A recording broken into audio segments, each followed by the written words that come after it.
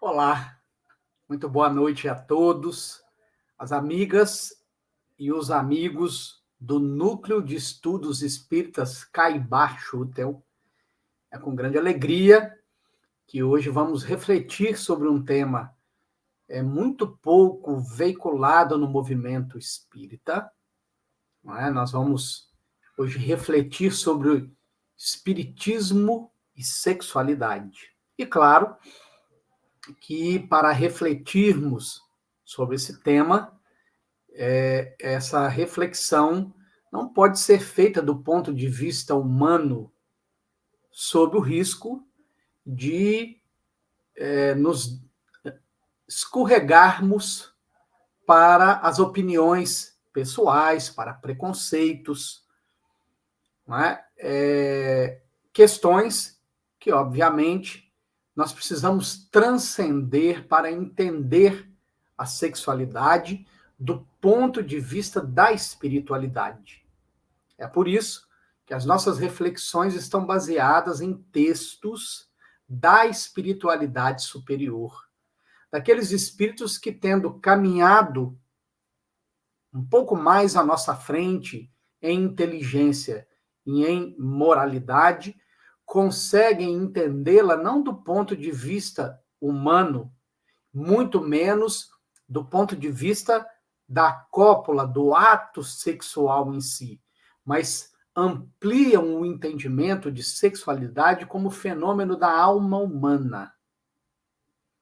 E é sob esta orientação, sob este prisma, que nós refletiremos nesta noite sobre o tema. Vamos então orar para darmos início às nossas reflexões.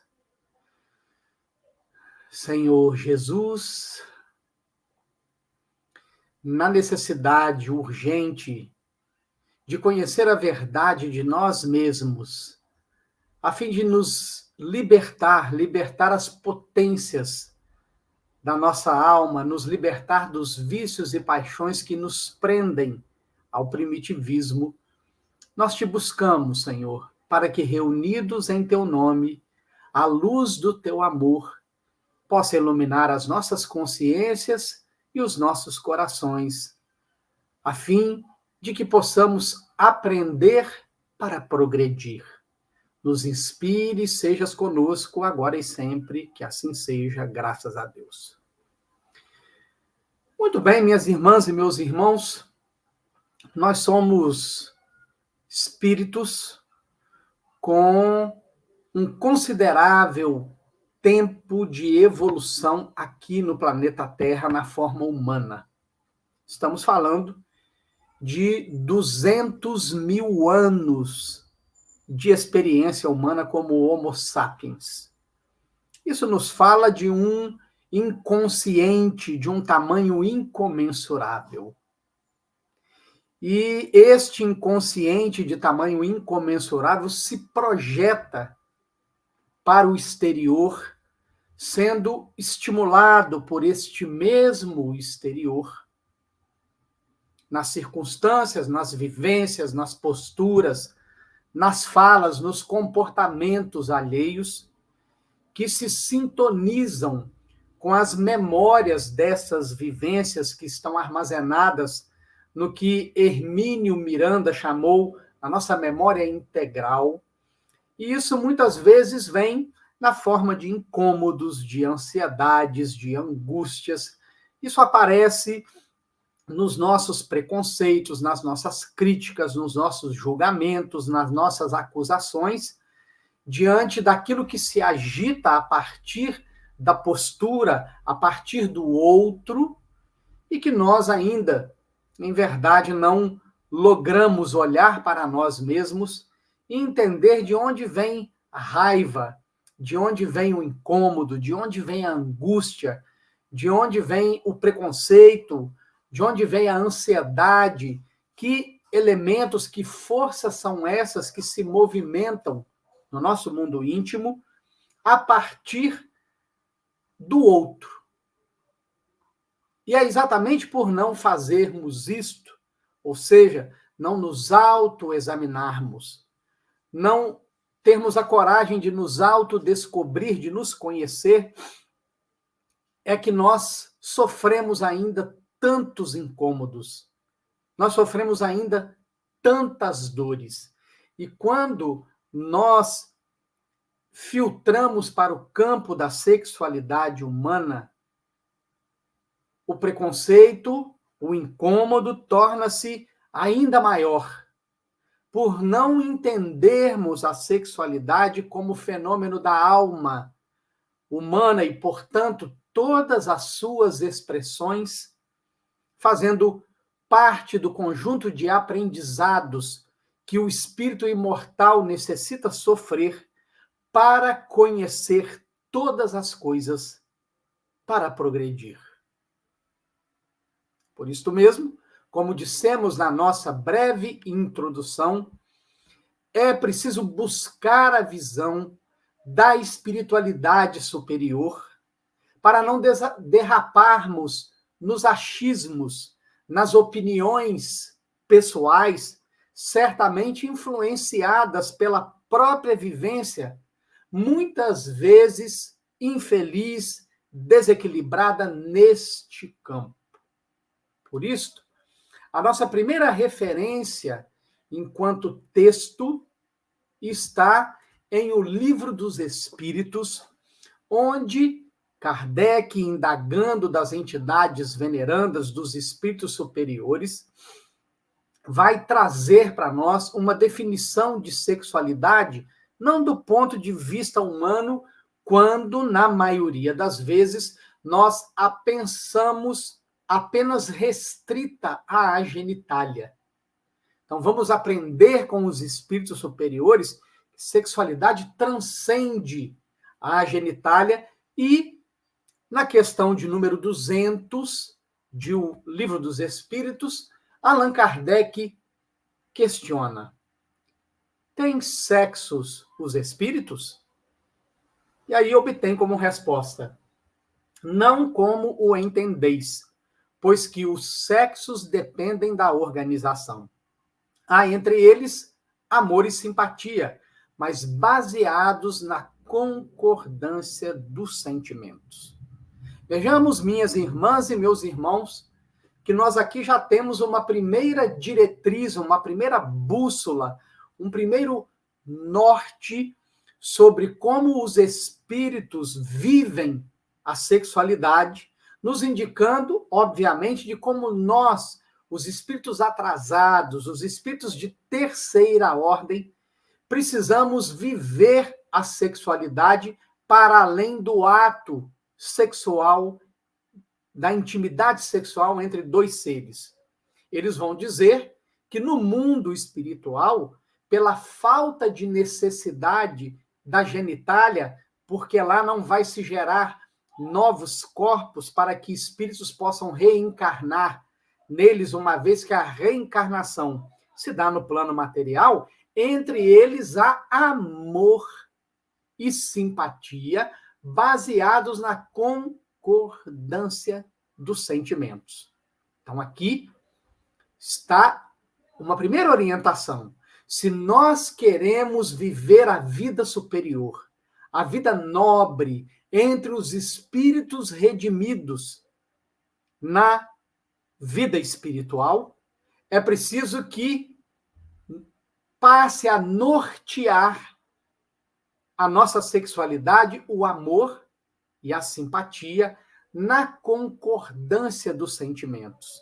Significa dizer que na intimidade entre dois seres não é possível mais imposição, não é possível mais exigências, não é possível mais manipulação para se obter o que se quer.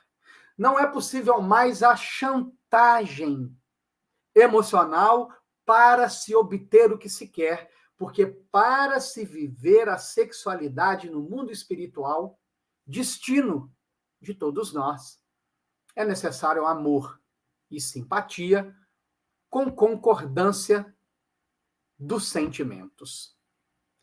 Na questão 201 de O Livro dos Espíritos, indaga Allan Kardec: em nova existência, Pode o espírito que animou o corpo de um homem animar o de uma mulher e vice-versa? Resposta: de certo.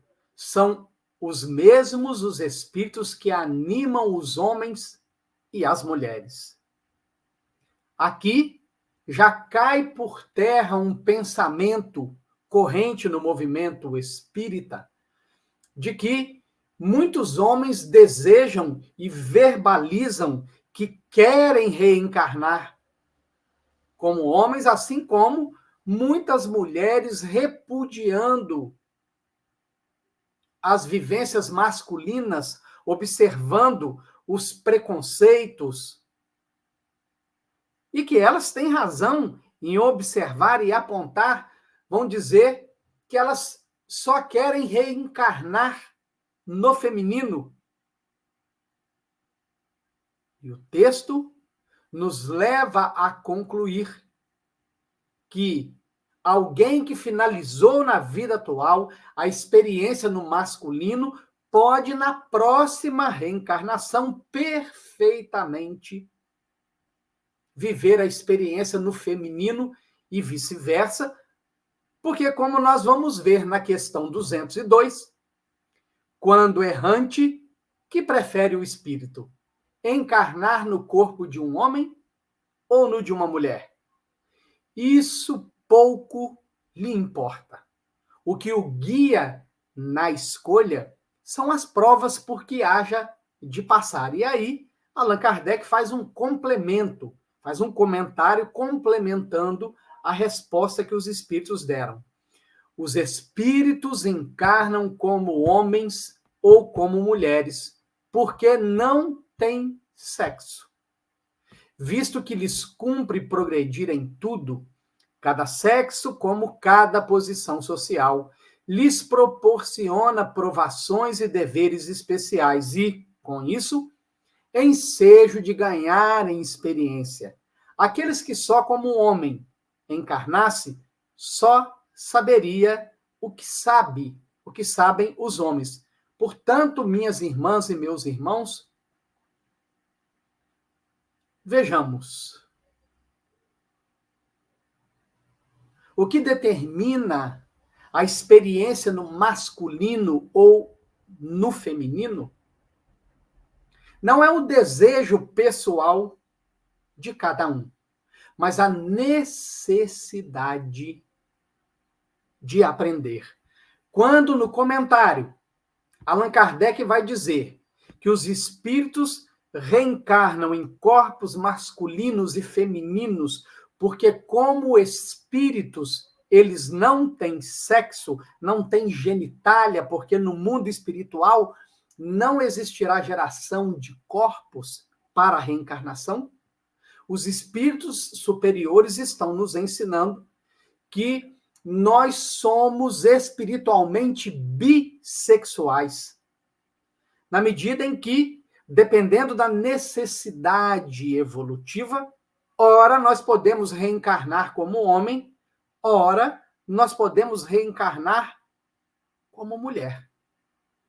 E isso nos leva a uma primeira conclusão bastante significativa e importante para os tempos em que vivemos, onde o machismo galopa, onde ele escala, ele aumenta, ele ganha força,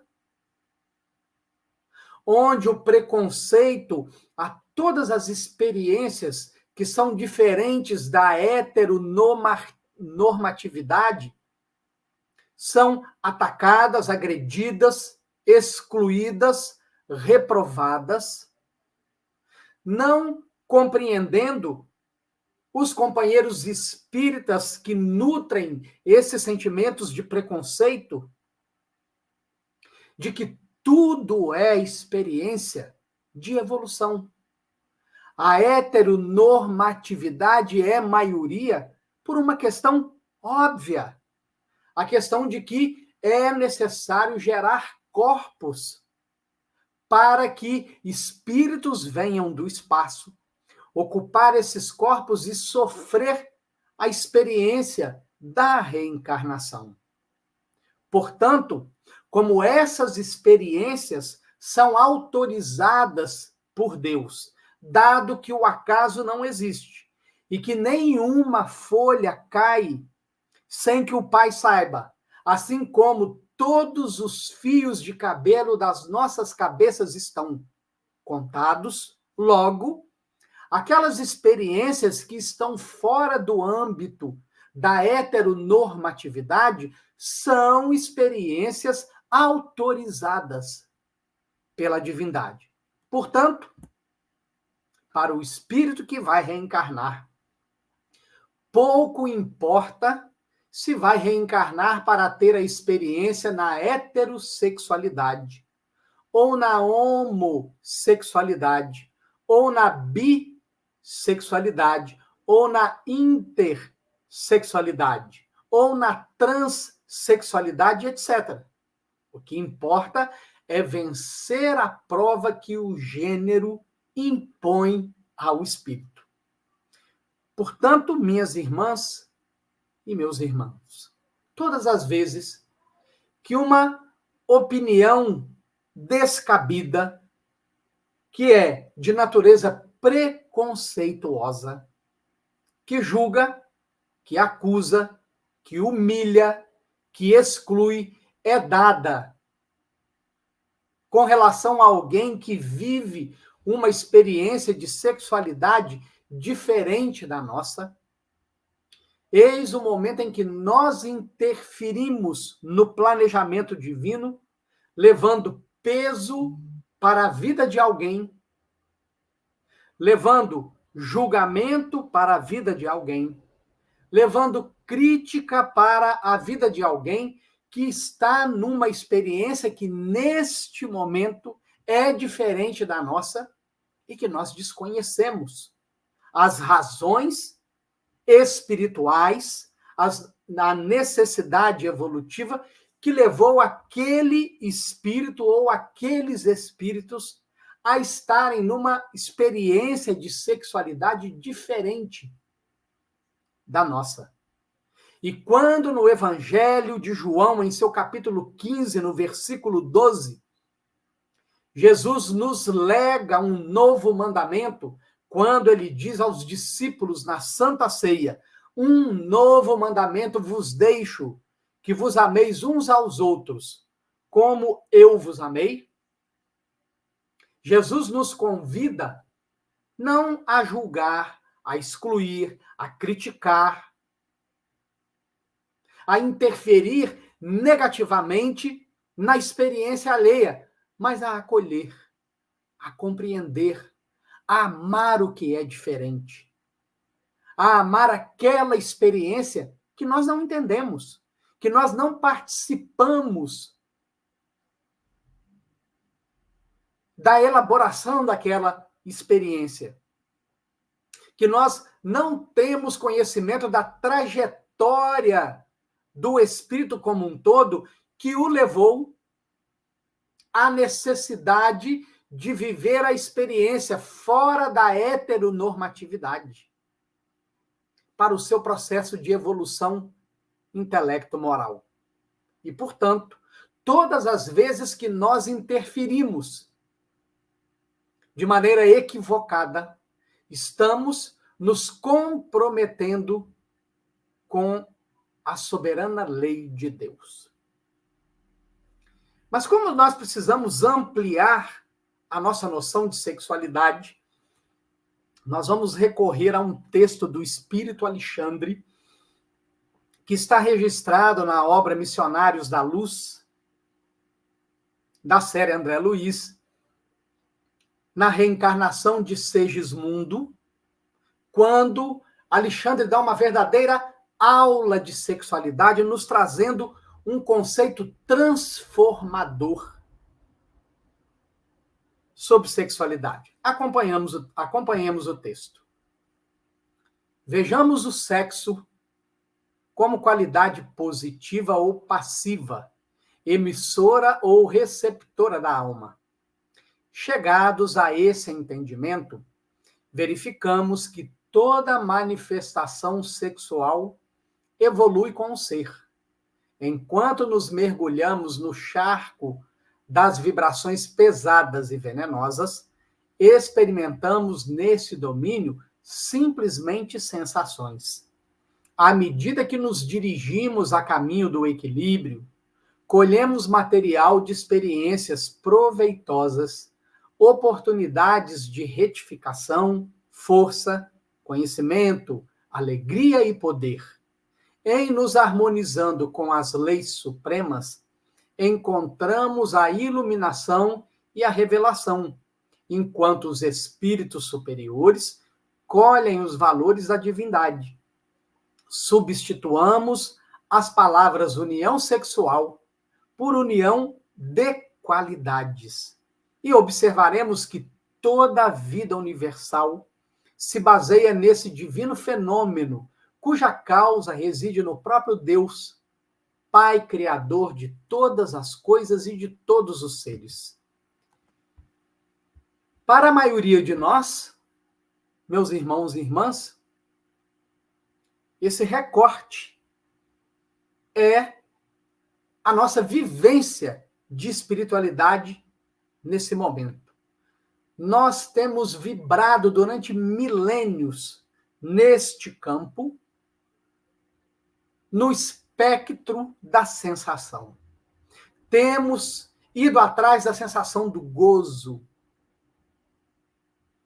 Temos ido atrás da satisfação do nosso desejo, pouco nos preocupando com a satisfação do outro. Então, vibramos ainda nesse espectro da sensação. É isso que muitas vezes nos leva a buscar o repetir da intimidade sexual. Guardamos o sabor da intensidade do gozo. Mas a sexualidade não se limita a isso. Não se limita a este gozo. E aí, nós nos recordamos de um texto do Espírito Lázaro, que está no capítulo 11 de O Evangelho segundo o Espiritismo, no item 8, a lei de amor, quando Lázaro vai asseverar. Em sua origem, o homem só tem instintos. Quando mais avançado e corrompido, só tem sensações. Quando instruído e depurado, tem sentimentos. E o ponto delicado do sentimento é o amor.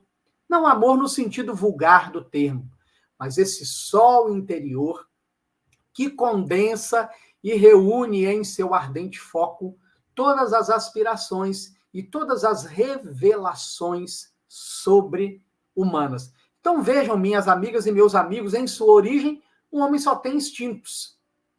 Quando mais avançado e corrompido, só tem sensações, e essa é a fase que nós estamos começando a transitar para a próxima fase, quando instruído e depurado tem sentimentos.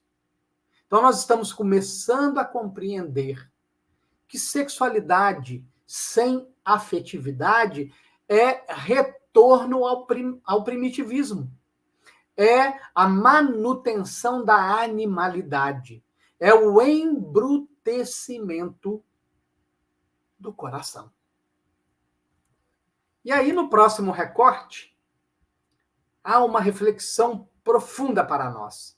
Substituamos as palavras união sexual por união de qualidades e observaremos que toda a vida universal se baseia nesse divino fenômeno cuja causa reside no próprio Deus, Pai e Criador de todas as coisas e de todos os seres. Muito bem. Raciocinemos no que acontece quando dois seres, e aí não importa se são um homem e uma mulher, ou se são dois homens, ou se são duas mulheres, que se encontram para a intimidade sexual com afetividade. Porque o que fugir desta intimidade sexual com afetividade descamba para o desequilíbrio.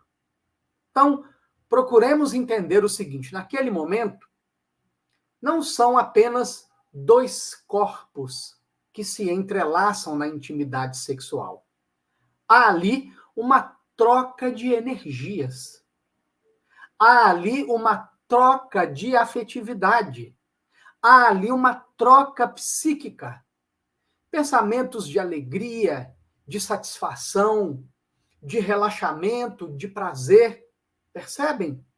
Então, é desta troca de qualidades que o texto nos fala. Quando um espírito superior se aproxima de nós, ele nos inunda com a sua energia, com a sua afetividade, com o seu pensamento superior, convidando-nos às esferas superiores da vida. A vida nobre, educada, a vida superior. Então, compreendendo que numa intimidade sexual não há apenas o gozo do orgasmo, mas há também troca de energia, troca de afetividade, nós passamos a compreender que essa troca de energia e essa troca de afetividade está presente em toda a criação. Isto é sexualidade. Este é o conceito nobre que Alexandre coloca diante dos nossos olhos. Prossigamos com as reflexões do espírito superior. Essa união de qualidades entre os astros chama-se magnetismo planetário da atração. Entre as almas, denomina-se amor. Entre os elementos químicos é conhecida por afinidade. Não seria possível, portanto, reduzir semelhante fundamento da vida universal, circunscrevendo a meras atividades de certos órgãos do aparelho físico. Há fecundações físicas e fecundações psíquicas. As primeiras exigem as disposições da forma, a fim de atenderem às exigências da vida em caráter provisório, no campo das experiências necessárias. As segundas, porém, prescindem do cárcere de limitações e efetua-se nos resplandecentes domínios da alma, em processo maravilhoso de eternidade. Quando nos referimos ao amor do Onipotente, quando sentimos sede da divindade, nossos espíritos não procuram outra coisa senão a troca de qualidades com as esferas sublimes do universo, sequiosos do eterno princípio fecundante. Minhas irmãs e meus irmãos, mais uma reflexão maravilhosa para nós fazermos. Há fecundações físicas, lógico, aquelas onde a maioria dos reencarnados, estando na heteronormatividade, na experiência heterossexual, vão gerar novos corpos para que espíritos venham do espaço, habitar esses corpos e viver a experiência da reencarnação. Mas prestemos atenção nas fecundações psíquicas. E vamos recorrer a algo que é proposto para nós espíritas como uma das maneiras de nós nos aproximarmos de Deus, de mudar a nossa faixa de vibração, de nos defendermos dos pensamentos inferiores que nos são sugeridos porque encontram eco nos nossos próprios pensamentos e sentimentos inferiores, a oração. Percebamos, quando nós oramos e quando nós buscamos as esferas superiores na oração, uma fecundação. Nós nos conectamos às esferas superiores da vida e de lá para cá verte para nós a serenidade, a tranquilidade, a paz. Opa, espera aí. O que acontece no ato sexual quando o casal atinge o clímax, o orgasmo? Logo depois vem a satisfação, a tranquilidade, a calma. Opa! quando nós estamos agitados e buscamos as esferas superiores, a fim de obter o recurso, quando nós nos conectamos, como é que nós nos sentimos? Calmos, relaxados, tranquilos. Percebemos? Fecundação psíquica. E isso ocorre em todos os planos do universo. Não há criação sem fecundação. As formas físicas descendem das uniões físicas. As construções espirituais procedem das uniões espirituais. A obra do universo é filha de Deus. O sexo, portanto, como qualidade positiva ou passiva dos princípios e dos seres, é manifestação cósmica em todos os círculos evolutivos, até que venhamos a atingir o campo da harmonia perfeita, onde essas qualidades se equilibram no seio da divindade. O texto de Alexandre, meus amigos e amigas, nos levam a uma conclusão muito importante. A sexualidade não está na genitália. A sexualidade está na mente. A sexualidade está na afetividade. E se a sexualidade está na mente e não na genitália, nós precisamos chegar a uma outra conclusão. Pensemos. Se uma mente está em desequilíbrio, como ela vai viver a sexualidade? Como será a sexualidade de um psicopata?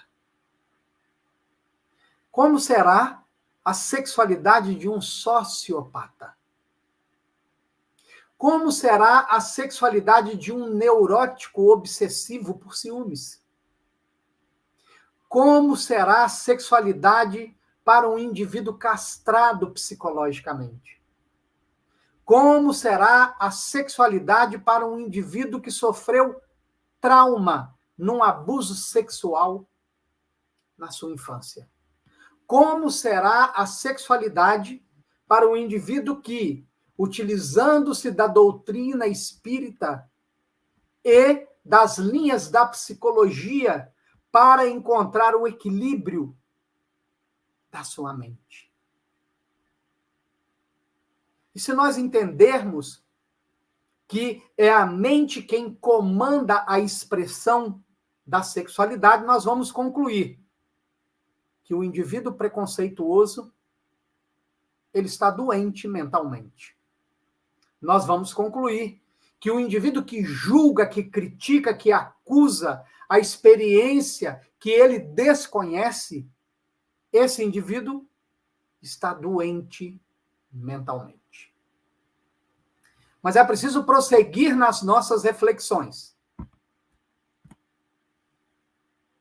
Sexo é o conjunto de características estruturais e funcionais do corpo físico, segundo os quais um ser vivo é classificado como macho ou fêmea, com alguns indivíduos sendo classificados como intersexuais, sendo a intersexualidade em seres humanos qualquer variação de caracteres sexuais, incluindo cromossomos, gônadas e ou órgãos genitais que dificultam a identificação de um indivíduo como totalmente fêmea ou macho. Segundo o comentário do codificador Allan Kardec, a resposta da questão 202, em O Livro dos Espíritos, os espíritos encarnam como homens ou mulheres, porque não têm sexo, e aqui nós chegamos a uma outra conclusão. Não existe um tipo psicológico absoluto, ou seja, não existe um homem 100% masculino, assim como não existe uma mulher 100% feminina. O que existe são proporções da energia masculina e feminina compondo não apenas os tipos psicológicos, como também os gêneros.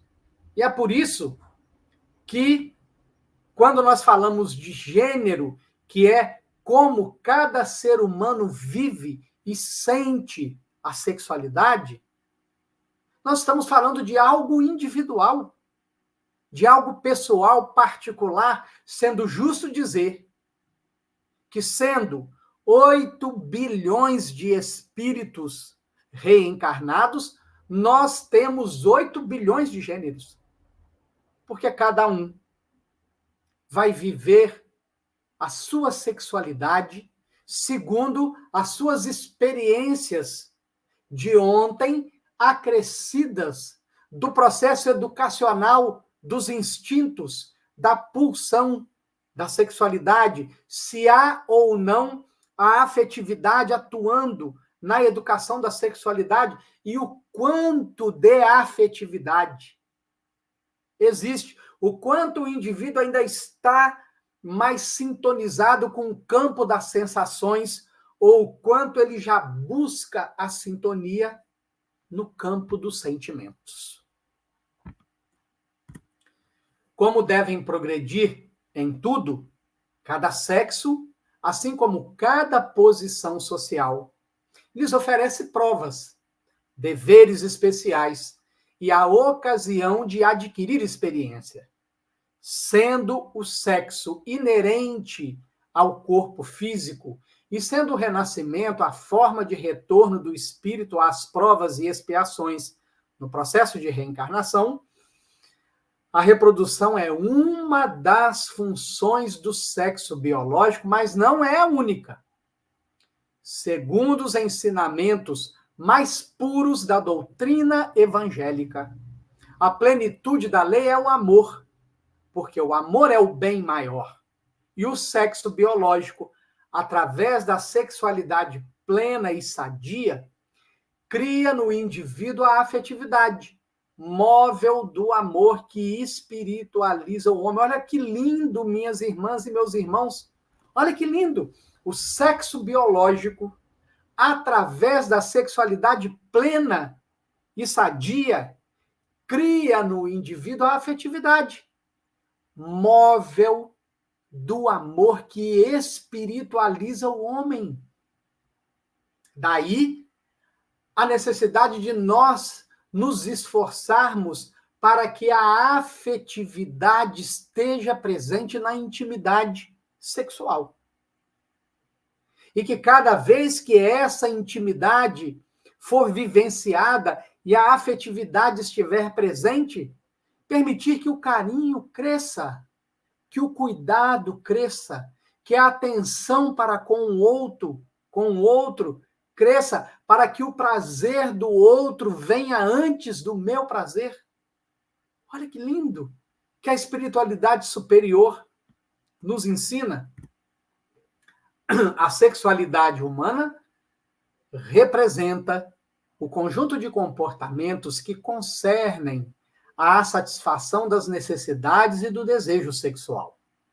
Os seres humanos utilizam a excitação sexual para fins reprodutivos e para a manutenção de vínculos sociais, mas agregam o prazer próprio e do outro, desenvolvendo facetas profundas da afetividade e da consciência da personalidade.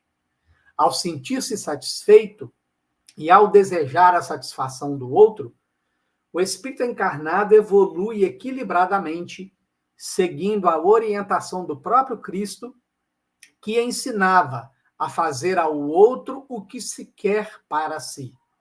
Neste equilíbrio, recebendo e ofertando energias criadoras positivas, o homem constrói laços profundos que ultrapassam as barreiras dimensionais. Isso é poesia pura, minhas irmãs e meus irmãos. Isso é poesia pura. Isso é a visão do espírito imortal sobre a sexualidade. Claro, nós vamos fazer um primeiro recorte aqui. Né? Os seres humanos utilizam a excitação sexual para fins reprodutivos e para manutenção dos vínculos sociais. Ora, percebamos o seguinte: quando nós iniciamos um relacionamento com alguém, um namoro e depois um casamento, nós não casamos só com aquela pessoa. A família, o pacote, vem junto. Nós casamos com os familiares. Está aí a manutenção dos vínculos sociais. Nós casamos com os amigos. Nós casamos com os companheiros de trabalho. Percebem? Então, é a manutenção dos vínculos sociais. E isso vai nos levando a desenvolver as facetas profundas da afetividade. E a partir desta afetividade profunda, nós vamos tomando consciência da nossa personalidade, do ser imortal, do espírito imortal que nós somos. E quando nós trabalhamos a favor da alegria do outro, quando nós trabalhamos a favor da satisfação do outro, quando nós estamos atentos a como o outro gosta de ser tocado, a como o outro gosta do seu prazer, e nós nos dedicamos a fazer com que o outro se sinta feliz na atividade sexual, estamos fazendo ao outro o que nós gostaríamos que nos fosse feito, a base da lei de fraternidade, da lei de sociedade, da lei de igualdade, da lei de justiça, de amor e de caridade, presente na intimidade sexual. A afetividade permite ao ser humano demonstrar os seus sentimentos e emoções a outro ser, revelando-se e compreendendo-se no outro, desenvolvendo o amai-vos uns aos outros. Pensemos aqui, minhas irmãs e meus irmãos, na intimidade sexual com respeito,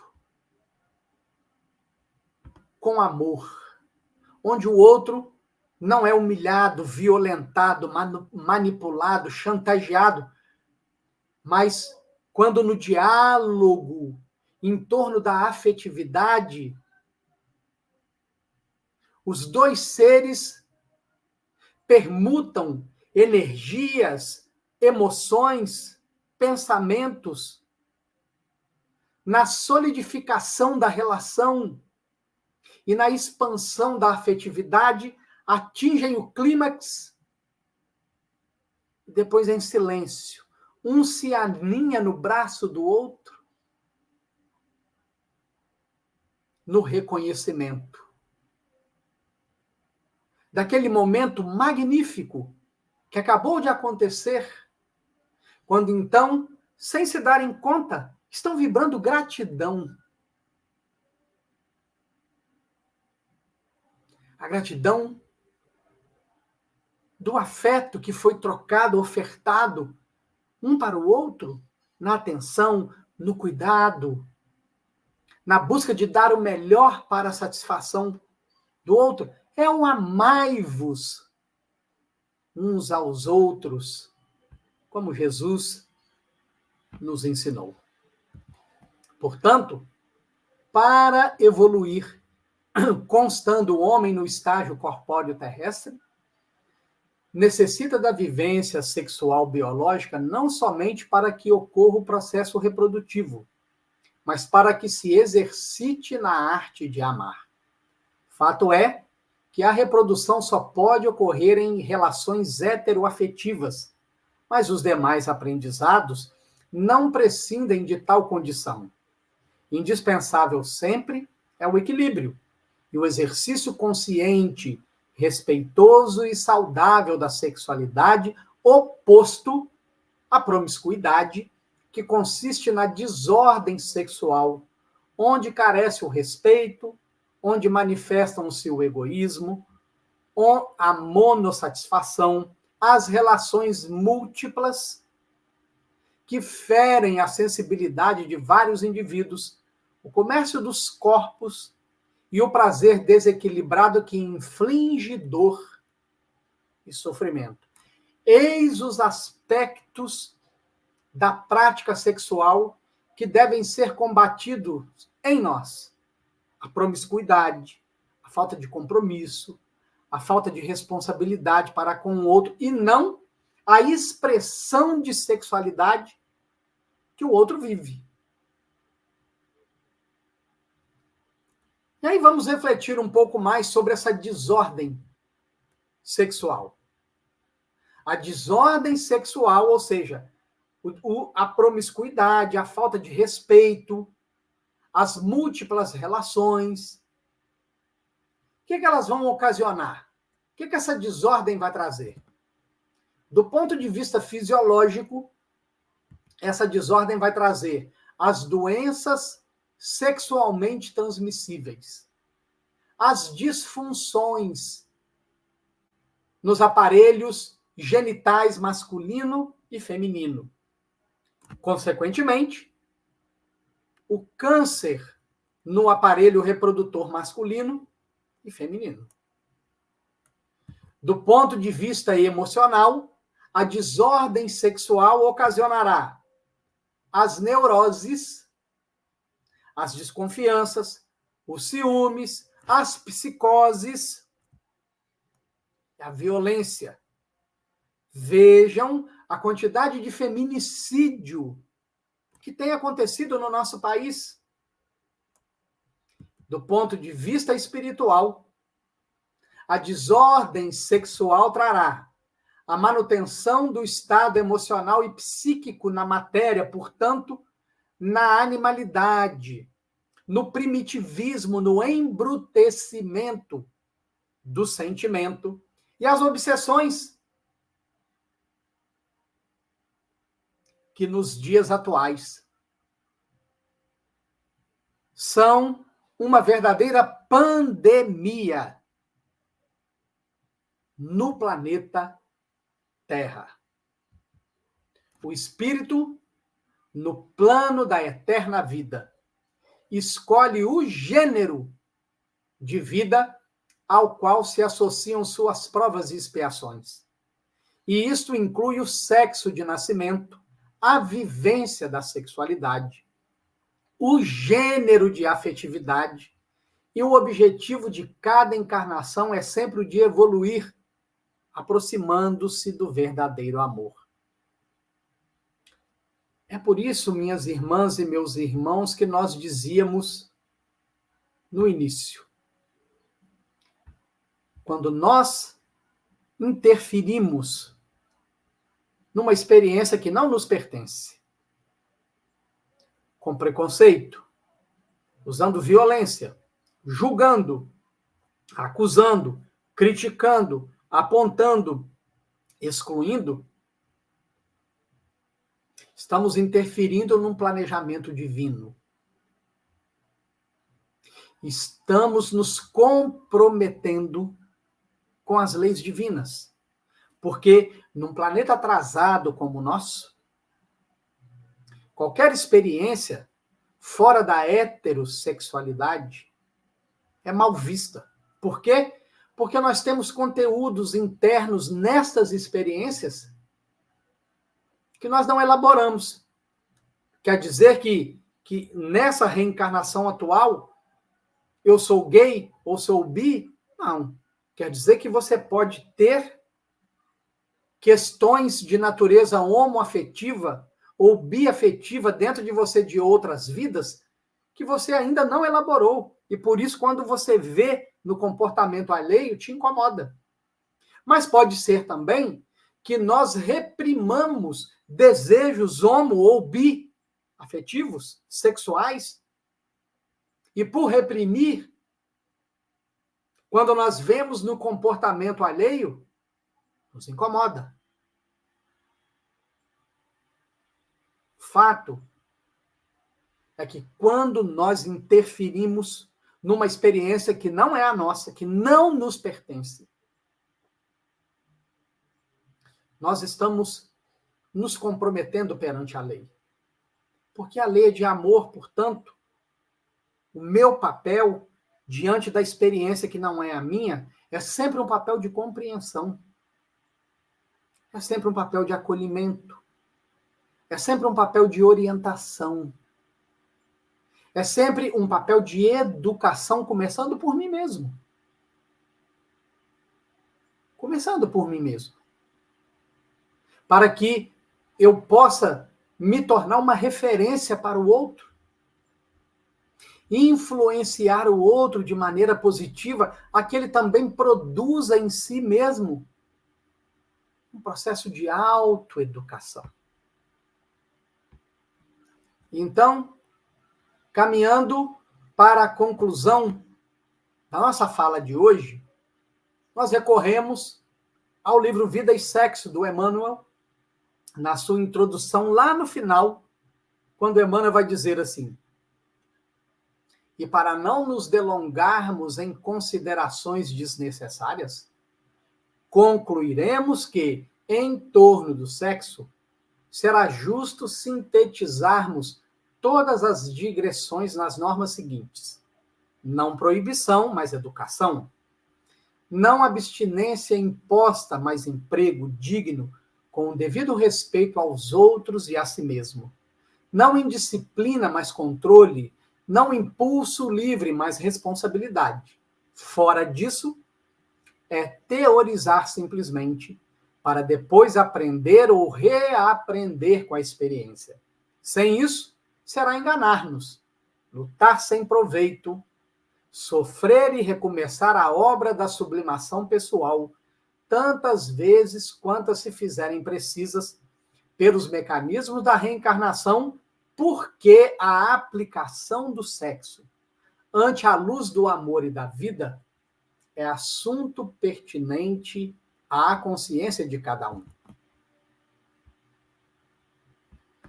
Não proibição, mas educação. Não abstinência imposta, mas emprego digno, com o devido respeito aos outros e a si mesmo. Não indisciplina, mas controle. Não impulso livre, mas responsabilidade. Minhas amigas, meus amigos, minhas irmãs e meus irmãos, eduquemos a mente. Eduquemos para o bem. Eduquemos para a caridade. Eduquemos para o amor.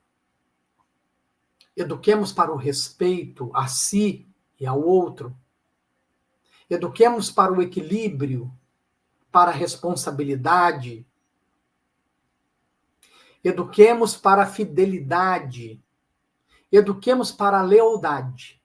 Se a nossa mente vibrar nestes valores, a nossa sexualidade estará em equilíbrio. Viveremos uma sexualidade feliz. E não interferiremos de maneira negativa nas experiências que não nos pertencem. Antes, nós interferiremos sempre para dar suporte, para acolher, para orientar, porque em nós, na mente, que está construindo em si o equilíbrio, o respeito, o amor, estão as energias do bem que acolherão aqueles que estão, cada um à sua maneira, buscando também se conhecer para descobrir o caminho, a verdade e a vida. Portanto, cuidemos da nossa sexualidade antes de ditarmos regras de comportamento para os outros. Cuidemos do amor que devemos nutrir por aqueles que elegemos como companheiros e companheiras de caminhada, a fim de ofertar a eles o melhor de nós. Para que, ofertando a eles o melhor de nós, eles se sintam estimulados a ofertar também o melhor deles para nós. E dessa forma, sejamos agentes da paz, do amor, do Cristo.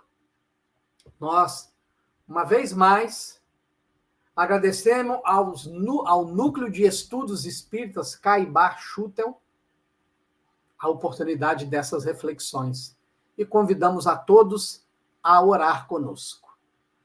Senhor Jesus,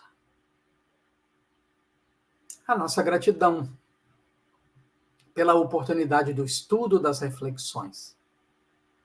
Que possamos elaborar estes conteúdos, Senhor, refletindo neles com profundidade, com seriedade, para aprendermos mais sobre nós mesmos, indo em busca da nossa verdade, para nos libertar de tudo que nos impede o voo de libertação espiritual. Gratidão, Senhor Jesus, que assim seja, graças a Deus. Tchau, tchau. Até a próxima.